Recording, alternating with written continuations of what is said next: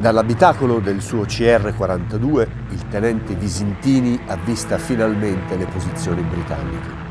Con un gesto comunica agli altri due apparecchi di prepararsi all'attacco. I tre aerei scendono rapidamente di quota e iniziano a mitragliare le linee nemiche sotto di loro, generando scompiglio fra le truppe. Ma sopra di loro sbucano gli Hurricanes del primo South African Air Force Squadron. Sono ben 11 e hanno il vantaggio dell'altitudine. I tre CR-42 riescono ad evitare i primi attacchi e riprendono quota per poi ingaggiare gli apparecchi nemici in condizioni di parità. Visintini, sfruttando l'agilità del suo aereo, apre il fuoco a breve distanza contro uno degli Hurricanes e lo abbatte. I tre Fiat poi si infilano nelle fitte nuvole per scomparire alla vista dei sudafricani. Ma il tenente Servas de Kock Volien li ha visti e si lancia all'inseguimento. La sua azione però non ha successo e, rimasto a corto di carburante, è costretto ad un atterraggio di fortuna. Visintini riesce a raggiungere Asmara, mentre il tenente Buzzi e il sergente maggiore Baron, a causa del maltempo, devono atterrare sul campo di Sabar Guma, situato fra Asmara e Massawa. Nel pomeriggio Visintini decolla di nuovo per raggiungere gli altri due piloti e ricondurli alla base. Ma le condizioni meteo e i forti venti lo portano fuori rotta. Giunto nei pressi del villaggio di Nefasit, Visintini tenta di discendere per riacquistare visibilità, ma non si rende conto di essere ormai pericolosamente vicino ai fianchi del Monte Bizente.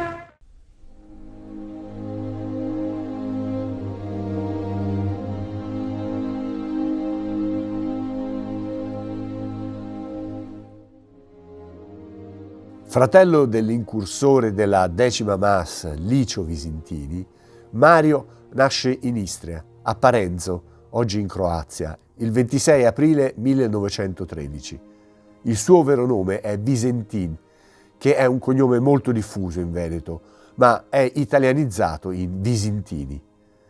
Respinto alla visita medica sostenuta per entrare all'Accademia Aeronautica, si iscrive a un corso per piloti civili a Taliedo, che è un quartiere di Milano, e ottiene il brevetto di pilota civile sul Caproni CA100. Questo gli permette di entrare a far parte della Regia Aeronautica come allievo pilota ufficiale di complemento. Successivamente riesce a ottenere il suo brevetto militare a Grottaglie sul Breda BA25 e sul Fiat CR20. È quindi assegnato come sottotenente alla 91esima squadriglia, 10° gruppo, 4° stormo, con sede presso l'aeroporto di Gorizia. Qui si addestra sui Fiat CR30 e Fiat CR32.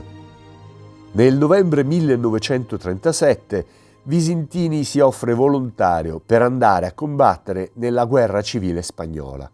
Qui, come membro della 25esima squadriglia del 16° gruppo, la Cucaracha, partecipa a numerosi combattimenti aerei. Il 5 settembre 1938, sul Venta de los Camposines, abbatte un Polikarpov I-16 sovietico. Nell'ottobre 1938 e secondo altre fonti nel novembre 1939, Visintini ritorna in Italia ed entra nel 4° stormo. Durante la sua permanenza in Spagna ha volato per 330 ore e ottenuto una vittoria confermata. Per il suo servizio nel paese iberico è decorato con la medaglia d'argento al valore militare ed è arruolato come effettivo nella Regia Aeronautica. A questo punto inizia l'addestramento per pilotare il Fiat CR42, ma anche il Caproni CA133 e il trimotore Savoia Marchetti SM79. Nel gennaio 1940 è promosso tenente per meriti di guerra. All'inizio del 1940 viene costituita a Gorizia la nuova 412esima squadriglia autonoma caccia, al comando del capitano Antonio Raffi, con lo scopo di essere inviata nell'Africa orientale italiana. Gli uomini salpano da Napoli il 5 aprile e arrivano a Massawa il 13 aprile. Visintini viene inizialmente assegnato alla 413esima squadriglia. Prima dello scoppio della guerra, nel giugno 1940, viene di nuovo trasferito col ruolo di vicecomandante proprio alla 412esima squadriglia, che è basata a Gura in Eritrea, 30 km a sud di Asmara, all'epoca uno degli aeroporti più grandi dell'intero continente. L'unità è prevalentemente equipaggiata con i Fiat CR-42. Questa squadriglia può vantare un buon numero di piloti provenienti dal quarto stormo e produce, soltanto in un anno di operazioni, ben 5 assi. L'11 luglio 1940, primo giorno di guerra, un gruppo di 4 CR-42 guidati da visintini viene distaccato a Massawa per proteggere le infrastrutture di quello che è il principale porto dell'Eritrea. Il 14 giugno 1940 i Wesleys del tenente di volo Irvine e dell'ufficiale pilota Reginald Patrick Blennerhassett Plunkett, entrambi del 14° squadrone, decollano per bombardare gli impianti petroliferi di Archico. Giunti sopra Massawa alle 19:15 sono presi di mira da un intenso fuoco antiaereo prima di bombardare l'obiettivo. Sulla via del ritorno vengono attaccati da 2 CR-42, pilotati dal tenente Visintini e dal sergente Luigi Baron. Il tenente di volo Irvine riesce a disimpegnarsi, ma l'ufficiale pilota Plunkett, privo di mitragliere a bordo, cerca di scappare in direzione del mare, ma è inseguito, abbattuto e resta ucciso nello schianto del suo aereo nel Mar Rosso.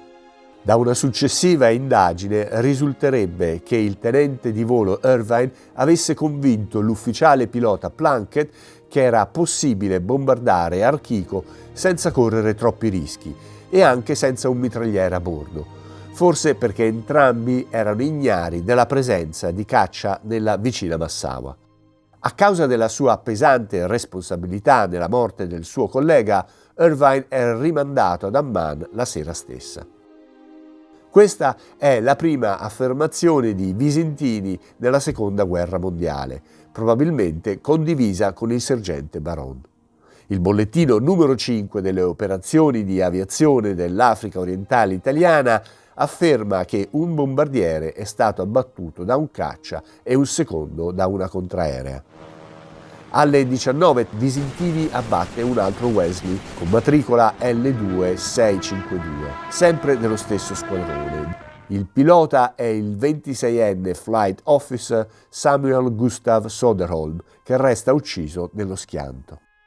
Il 12 giugno Visintini e il sergente Luigi Baron intercettano 11 Wesleys del 14° e 47° squadrone diretti ad attaccare l'aeroporto di Massawa. Visintini abbatte il bombardiere del Sergeant Frederick Freddy Nelson del 47° squadrone, il cui pilota resta ucciso, mentre il resto dell'equipaggio si lancia col paracadute e viene fatto prigioniero. Insieme a Baron poi dichiara un altro abbattimento probabile ed in effetti un altro Wesley del 47° squadrone riesce sì a tornare alla base, ma così danneggiato che viene dichiarato non riparabile. Il 1 settembre un Wesley con matricola L2669, sempre del 14° squadrone, pilotato dal sergente Norris, sta svolgendo una missione di fotoricognizione sopra l'isola di Armil quando viene intercettato dai caccia di Visintini e altri 2 piloti decollati da Massawa. L'apparecchio britannico viene danneggiato gravemente e deve compiere un disastroso atterraggio di fortuna. L'intero equipaggio è quindi preso prigioniero. Nel mese di luglio Visintini dichiara l'abbattimento di altri aerei, ma le date sono sconosciute. Il 29 luglio è decorato con la medaglia d'argento al valor militare. E non è che l'inizio.